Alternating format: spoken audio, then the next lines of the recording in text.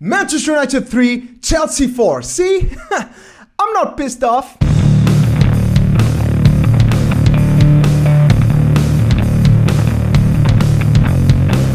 I'm fine. I'm fine.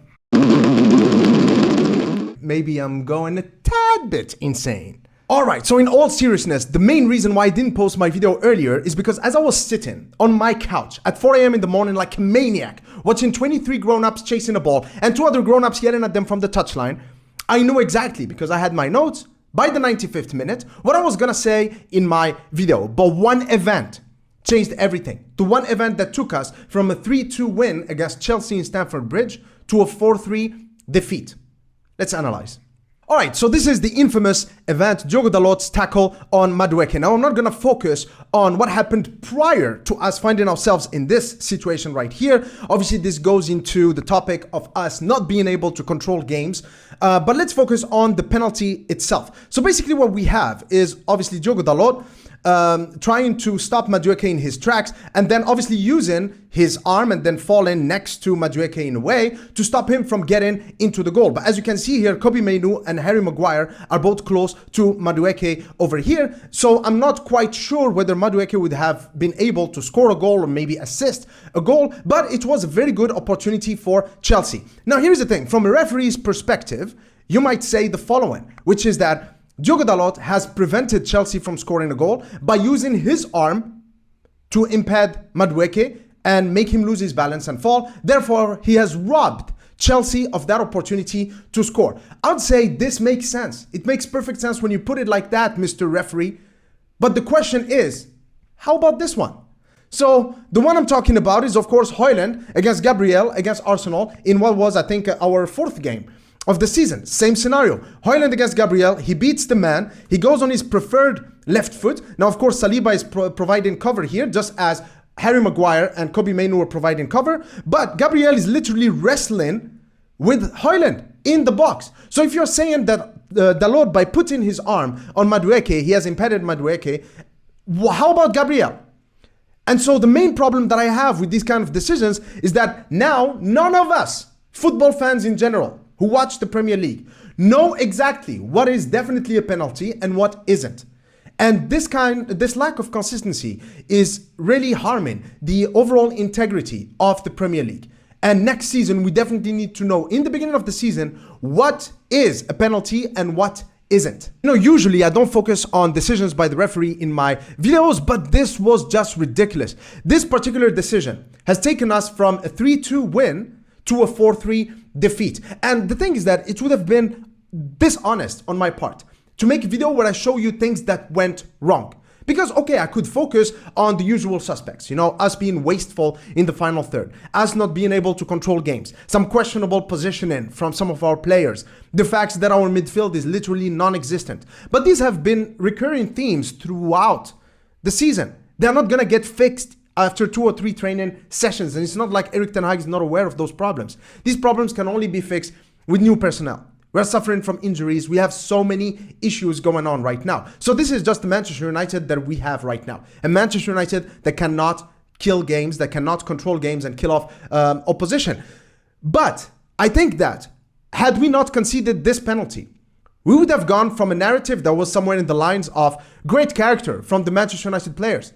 We were 2-0 down within the 19th minute, and then we ended up winning 3-2. We scored 2 beautiful goals. The Bruno Fernandes goal was amazing. Garnacho was amazing throughout the game. And the 3rd goal, Antony's assist with his left foot. That would have been amazing. I know that many people, including me, are completely dissatisfied with Antony as a transfer in Manchester United. But we all want him to succeed. He's an 80 million dud right now. So we want him to actually start performing. If not, to be in the Manchester United lineup going in the next few seasons, just so he can have some sort of value. So we can sell him for 40, 45, maybe 50 million pounds and rebuild that position. But now nobody wants Antony and nobody's ready to pay money for him. But I thought this game would have been the perfect spark to light up Antony's career at Manchester United. Great performance by him, great assist, great work rate. If this ended up with a win, that would have been a great boost for Antony's confidence. But of course, it didn't happen. And Chelsea are also poor just as we are. Both teams were poor in Stamford Bridge. But that decision changed everything. and literally just handed Chelsea the game. And I know some of you might say, well, Mr. Scarlet Report, you're always defending Erik ten Hag. No, that's not what it is. My opinion on Erik ten Hag is actually right in the middle. I agree with both sides of the spectrum, whether you are Ten Hag in or Ten Hag out. Both of you have good arguments to defend your positions, and I agree with many of your arguments. And I'm right in the middle. I'm still undecided. I'm still evaluating. But to blame Erik ten Hag for this particular defeat against Chelsea, to me, that's just, it doesn't make any sense at all. I've read people on Twitter saying things like, well, we lost because he replaced Casemiro with McTominay. What are you talking about? When was the last time Casemiro had a good game in a Manchester United shirt? Plus, he doesn't have the legs. He was tired. And McTominay has been one of our top 4 or top 5 best performers this season. Why wouldn't Erik ten Hag bring McTominay for Casemiro? Plus, you can expect a lot of set pieces at that stage of the game. McTominay, with his height, with his physicality, can definitely help you. A lot of people criticizing Marcus Rashford. We did not lose because Marcus Rashford did not track back. That's not why we lost. We were this close to get a win. Of course, a poor performance. It was not a magical performance, but the players did what is expected of them to get the win. But that last penalty call has changed everything. The referee gave Chelsea a penalty where we were in the same situation against Arsenal. The referee in that game, I might be wrong, but I don't recall the referee even requesting a VAR check.